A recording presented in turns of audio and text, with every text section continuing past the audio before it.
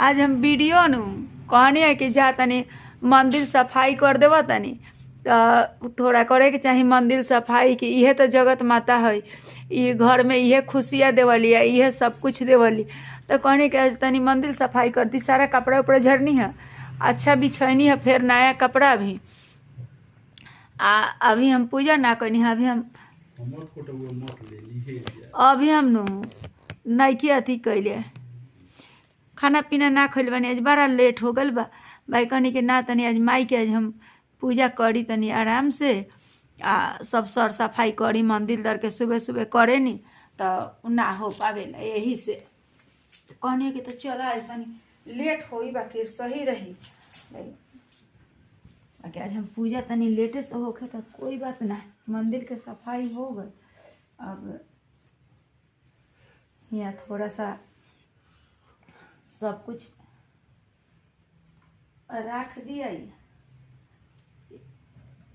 तो ठीक रहे। भगवान के पूजा हम करत रह अपन, उनकरे तो शरण में सब कुछ मिलेला, न तो एंगती तो आज अगला के कुछ ना मिले, जे मिले तो उहे लेके चल हमके मिलेला।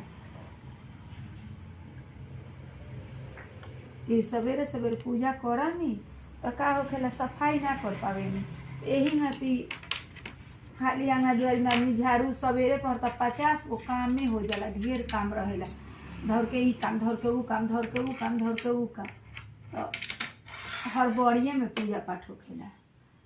अब वैसे तनी एबे कहनी कि ना रहे द आज तनी लेटे से हम करें, बाकी हम मंदिर के सर सफाई तनी सब करी, ओकरा बाद में कोनो काम हम सब काम कैला के बाद में आज हम पूजा कर, ये हम सोचनी कि मंदिर के साफ करी। अब आज मंदिर के साफ कर देनी, हफ्ता में हम एक दिन वहाँ मंदिर साफ करेनी, एक दिन करेनी कि मंदिर साफ। जब रउर मंदिर साफ बा माता जी के स्थान, तो रउआ समझी कि सब कुछ अच्छा बा, कि सब चीज तो जितना खुशियाँ रउआ भेटाई इनकरे शरण में भेटाला, और कहीं ना भेटाई। केहू जब रउर अपन घर में खुशहाली रही, अपन परिवार में सब कुछ अच्छा रही, तो सब लोग रउरा हित 50 गो मिली।